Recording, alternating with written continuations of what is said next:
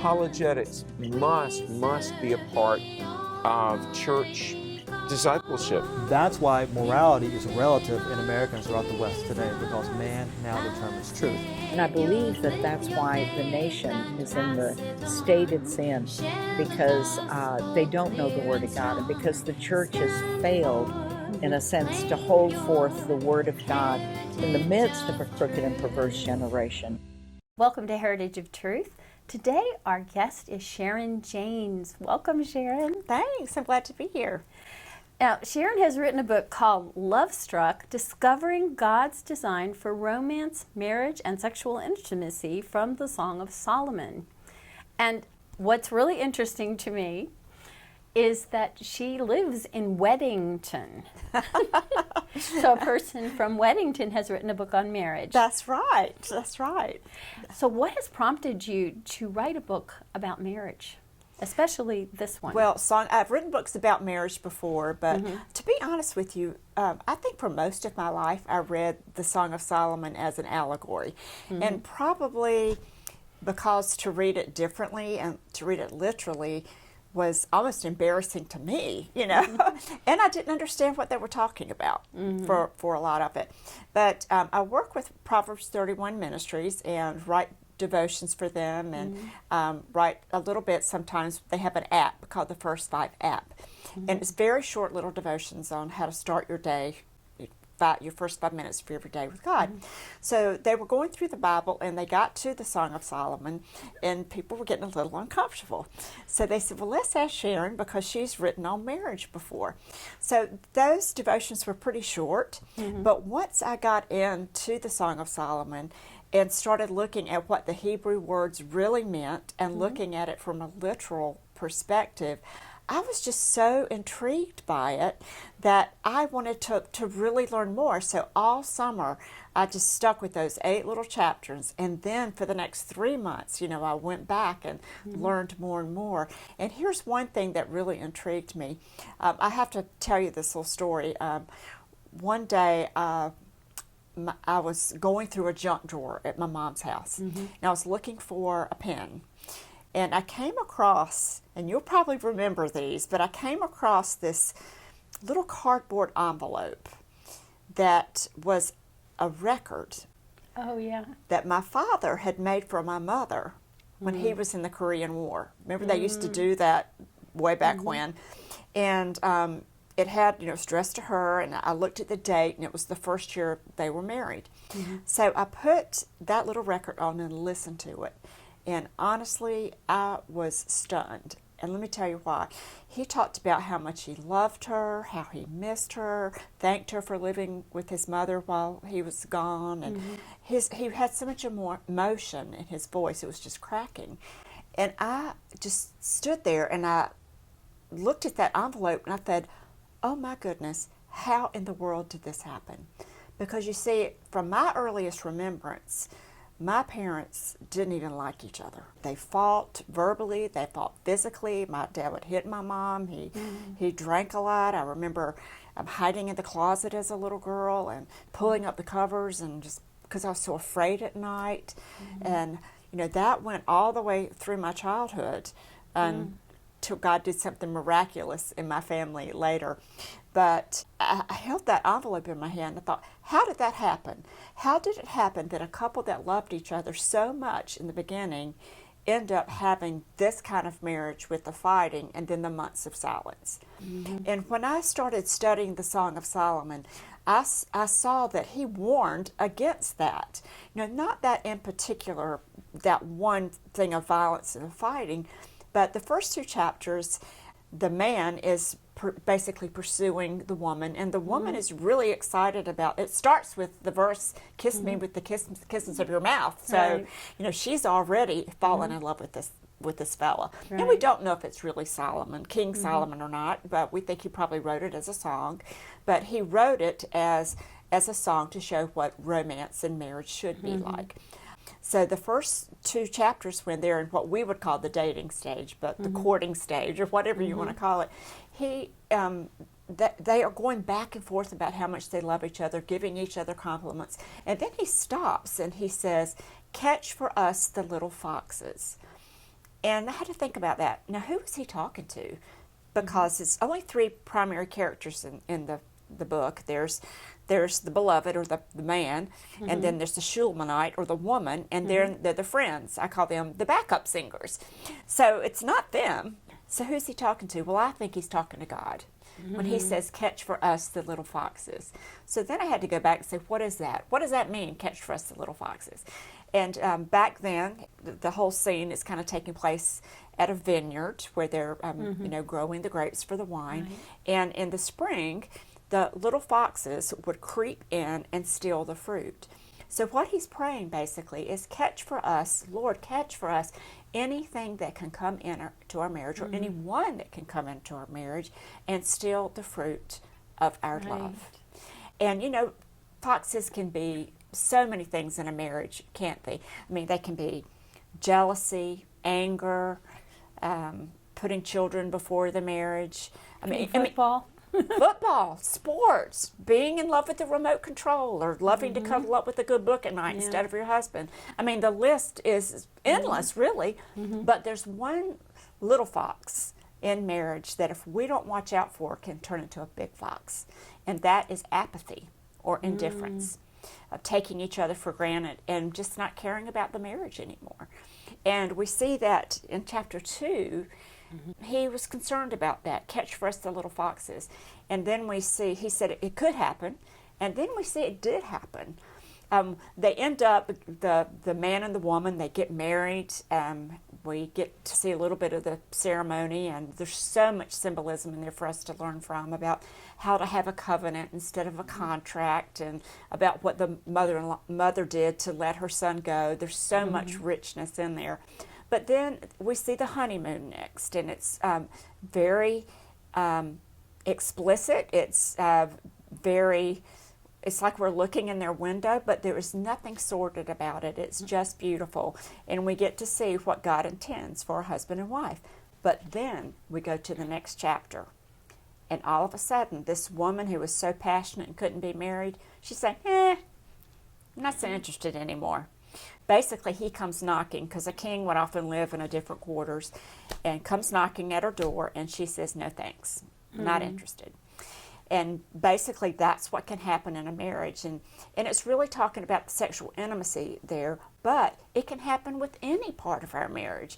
Just being apathetic about it, not really caring anymore, not caring about your appearance anymore, just not caring about working to make your marriage a success, and being indifferent.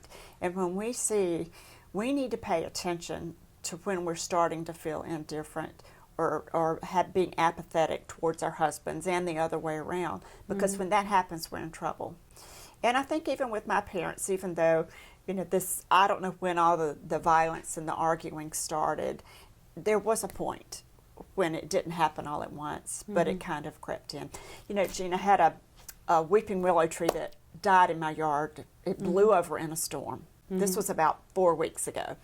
But when it blew over, I was not surprised, because for the 5 years, that tree had fewer leaves on it every year. So I knew it was kind of sick. Right. So when the wind blew it over, I'm like, well, we had it as long as we could. And I think in a marriage, we need to pay attention. And so many people, when their marriages fall apart, are surprised. They're surprised that it happened. And yet, if you're paying attention, and if you're not apathetic or indifferent about the marriage and just think everything's okay because you're not looking, it'll sneak up. It can sneak up. So we see that in the Song of Solomon, that little fox. He said it could happen. We saw it did happen. And then in chapter 7, the Shulamite shows us ways to make sure it doesn't happen again. And the picture that is painted is that the husband's basically at work. He's out in the fields, and she comes up and she says, let's get away for a while. Let's go to the villages like we used to, and there I will give you my love. And it's such a beautiful picture of, we need to take time out. We need to make sure that we're pulling away and that we're spending time with our spouses. And, back in the book of Revelation, when God was talking about the church of Ephesus, it was a great church. But he said, I hold this against you. You've forgotten your first love. Right. So basically he said, you need to remember and return. Remember what you did in the beginning. He said, repent, which means turn and go the opposite way. Remember what you did in the beginning and go back and do that. Mm-hmm. And I think when we start realize that we have been apathetic, that maybe we have put so many other things ahead of our marriage, we need to stop and remember and return. Mm-hmm. And go back to what we did at the beginning. And the interesting thing to me, too, about the Song of Solomon is that there's no mention of children at all. So it's purely about that relationship between a man and a woman when they become husband and wife, and watching out for the little foxes and how to keep the romance in your marriage alive. Mm-hmm. So what happened with your parents? Did it improve? Well, it did improve. Okay, it's a long story, and I won't have time to tell you the whole thing, but I'll tell you the cliff notes. How about that? Okay. Okay, when I was 12 years old, I started spending some time with family in my neighborhood. It was my best friend's mom. Their names were the Hendersons, mm-hmm. and I loved being at their home because Mr. and Mrs. Henderson loved each other so much. Mm-hmm. So here's something that we need to remember when we are loving our spouses well. Other people are watching. Yes. And I was watching, and I was so impacted by mm-hmm. that I was drawn to that family. Well, I started spending a lot of time with them, and I didn't know why that family was so different from mine, but I knew it had something to do with Jesus. Now, my family, as bad as we were, and there was the fighting, there was pornography, there was alcohol, you name it, went on behind that pretty door in that pretty nice neighborhood. We went to church on Sundays. Oh, wow.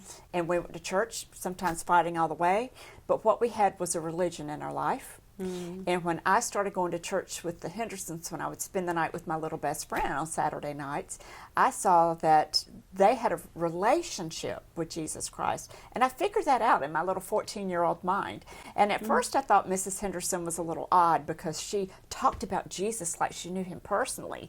And she would talk to him. I thought, that is something strange about that. But then I started to see what that relationship meant. Well, short story is I accepted Christ when I was 14, had to go back home into that violent environment. But I had told Mrs. Henderson about what was going on, and we began to pray for my family. 3 years later, I had an opportunity, so 17, to go out of the country to study for the summer.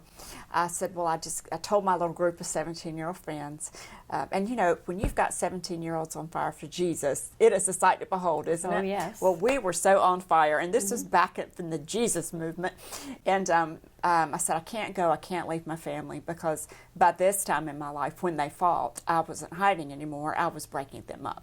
Oh, wow. So I became the parent, basically, and I said, I can't leave them alone because I don't know what will happen. But my little group of friends prayed over me, and they said, we think you should go. So I told my mom when I left, I said, if something happens, you need to go to Miss Henderson's house. I'm not going to be here to help you. Now, you have to remember that for 3 years, she's been watching this little girl with her Christian friends, and some of these Christian friends' moms. So the very night I left, my dad came home drunk and started a fight. I wasn't there, so she ran to Miss Henderson's house, and she gave her life to Jesus that night. Oh, wow. Now, what a lesson that is to me as I became a mom. Sometimes we can be so involved in trying to fix things for our kids. I was so involved in trying to fix things for my parents because, see, we were so reversed. But I laugh and say God had to get me out of the country so he could do what he needed to do. That's pretty sad, isn't it? But anyway, great story, and that was back in the day where there was no email, and if you placed a long distance call, you had to go to the post office, and I was in France, and place the call and sit there and wait, for it to go through and all that. But I got letters from my friends and said, your parents are coming to church, and they're holding hands. And what happened was, after she accepted Christ, and I would never, hear me say this, Jeanne, I would never encourage a woman to stay with a man who's physically abusive. They need to be safe above all else. But my mom came back home and said, I'm going to love you no matter what, and I forgive you. And my dad never drank again. Wow. And when I came home, he said that he would go to church with us because now my mom wanted to go to the Bible teaching church. He said, I'll go to church with you, but I could never accept Christ because there's too much I've done in my life. He could never forgive me. He said, I could never be a Christian. But I said, Dad, none of us could be good enough. If we could, then Jesus wouldn't have had to come. So he would come with us, and he saw these men that seemed to be perfect in the church, and they weren't. Yeah. But 3 years after my mom, my dad was on the verge of a nervous breakdown. He ran a business, and he was about to get sued for he had broken a restrictive covenant of going to another business that was in competition. So he was about to go to court, and he was on the verge of a nervous breakdown. My mom also had her business. She had a craft shop and taught art classes. So she had gone to a meeting. I live in North Carolina. She had gone to a meeting in Pennsylvania. Now strap on your seatbelt. I'm going to tell you this fast. She had gone to a meeting in Pennsylvania. My dad got in the car and drove to Pennsylvania to try to find her. He couldn't find her. He stopped by a church, and he said, I need someone to pray for me. Is the priest here? And the secretary said, no, the priest isn't here, but I know a Baptist preacher who's out in the woods building his church. And she drew him a little map on a scrap piece of paper. And my dad got back in the car, followed that map, found that man out in the woods with a hammer in his hand. I mean, he was actually literally building, had a hammer in his hand, Jesus in his heart, and he said, I need you to pray for me. And the man said, well, sit on this log and tell me what's wrong. And probably for the first time, Dad told everything he'd done. And then that man put his arm around my father and said, now let me tell you what I've done. Now, the way my dad explained it to me is that everything I had done in my life, this man had done too. Wow. And I knew that if God could forgive him and he could be a preacher, then he could forgive me. So in a 6-year period, God did a miraculous miracle, in my family. So, and I was in my 20s by that time, but, I got to see that redemption of, and that's what prayer does. We need to keep on praying. It doesn't matter how bad we think someone is. Just keep praying and don't give up. I heard someone saying the other day that if a woman sticks with the marriage, that a lot of times she can save it, with her prayers and with her walk with the Lord. Do you agree with that? I believe God can save it. Right, exactly. I believe God can save it. One of my other books is called Praying for Your Husband from Head to Toe. Okay. And then on my website at SharonJaynes.com, I have a thing called the Praying Wives Club. Okay. So I honestly believe in prayer changing a man because I got to see it before I had a son, before I got married, and I saw the difference that prayer made. I think that is the only thing that changed my father, because when somebody's like him, you can't talk them into anything. No. So it was the prayer of not just his daughter and his wife, but a community of people, that my friends and then my mom's new friends, praying for him and loving him, that brought him to Christ. And I want to say something else that is very important too, is that my father was going to church with us, but he didn't see anybody like him that he knew of. And it took God taking him from Rocky Mount, North Carolina, to somewhere in Pennsylvania before there was a man willing to tell what he had done in his past. And that is why it's so important what you do, because you're giving people a platform to be able to tell their stories so that other people can see, man, they're just like me. And we need to be able to do that, don't we? We need to be able to say, this is what has happened in my life. I'm just like you. And if God can do this with me, then he can certainly do it with you. That's right. Well, that's great. And again, it's SharonJaynes.com. Can you spell that? And I have a strange name. It's Sharon, S-H-A-R-O-N, like the Rose of Sharon in Song of Solomon, which actually means dandelion, so don't get too excited about it.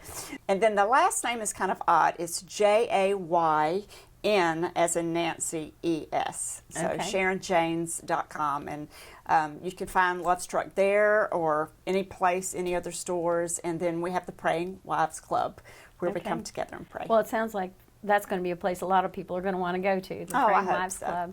Yeah, because even when you've got a good marriage, we need to be praying for our spouses. Absolutely. Yeah.